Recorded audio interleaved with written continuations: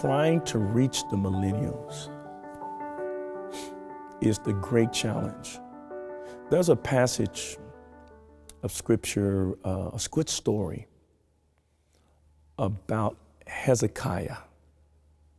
After Hezekiah was given 15 additional years, the next chapter after that miracle tells of some Babylonian envoys who visit Hezekiah.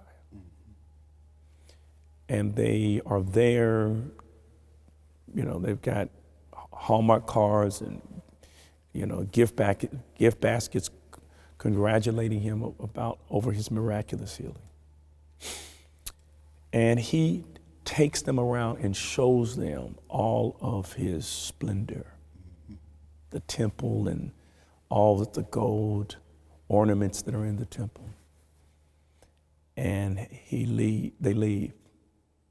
Isaiah comes and says, who were they, Hezekiah? Same Isaiah who just told him, you got 15 more. He said, who were they? He said, they were Babylonians. He said, what did you show them?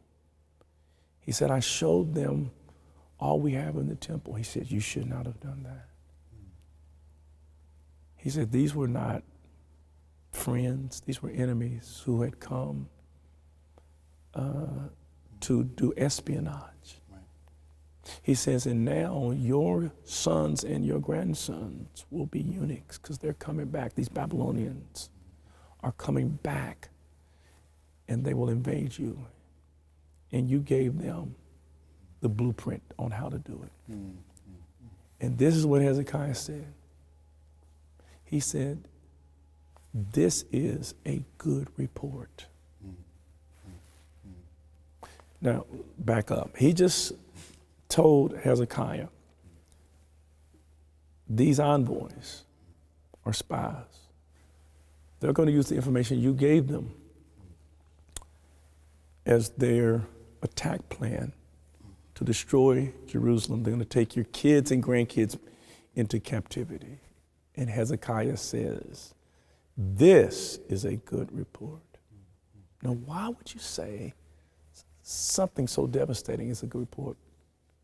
Because he then goes on to say, because at least it will not happen in my generation. My generation will survive.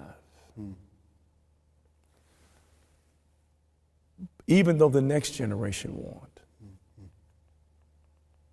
So he was not a good generational neighbor. We must become generational neighbors. Martin Luther King Jr. was a generational neighbor in the last sermon. He said, I may not get there with you, my generation, but watch how my generational neighborliness. But we as a people, the next generation, will make it to the promised land. That's what it means to be a generational neighbor. So contrast Hezekiah with David. David has in his mind this dream of building God's temple. All the battles have been fought. David ultimately is a worshiper. He's not a warrior, he's a worshiper, but the demands of the day necessitated him fighting the battles of his people and creating a living space, carving out a living space for Israel.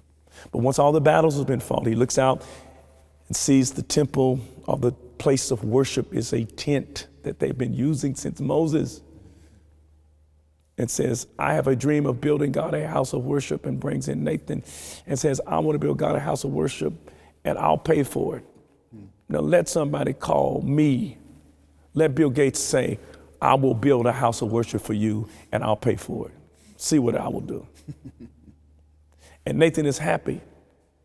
But the next day he goes to David and says, you are the king of war. You're not the king of worship. You got blood on your hands. Each generation has its own battles. The man who fought the war is not going to build the house of peace. Churchill fights the war. But as soon as the war is over with, Churchill, who brings England through World War II, is voted out of office after he wins the war because it takes a different skill set than to win the peace. And usually people who can fight the war can't win the peace.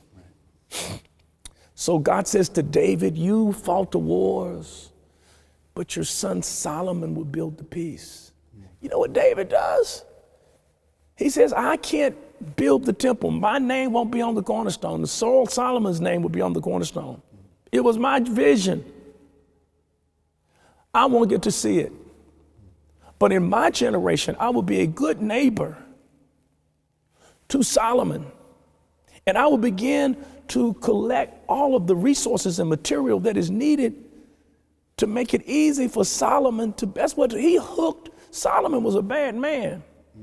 But Solomon better not smile to smack Solomon if he ever thinks he got there on his own. It is what the preceding generation, what David set up Solomon. Hezekiah said, while David sets up Solomon for success, Hezekiah sets up the next generation for failure. And the question is, are we going to be more like Hezekiah? Or are we going to be more like David? And that is the problem with our conventions. We are only concerned about our orthodoxy because it's our orthodoxy. And though millennials are not coming to church, the pastor can say, at least I will get through my tenure to retirement. But what about the next generation? Forget them. And I am convinced that the black struggle is going to take generations. You know, it's going to take generations. I'll see some of it in my generation. And in fact, I think we've regressed in my generation. But it's going to take generations of consistency, of continuity. It's going to take Elijah not fighting Elisha, but mentoring. It's going to take Moses not fighting Joshua, but mentor. It's not going to take Paul not fighting Timothy. It's going to take Benjamin Mays not fighting Martin Luther King, but being generational neighbors. And I think if we're not careful, that the black church can go the way the Church of Europe has gone.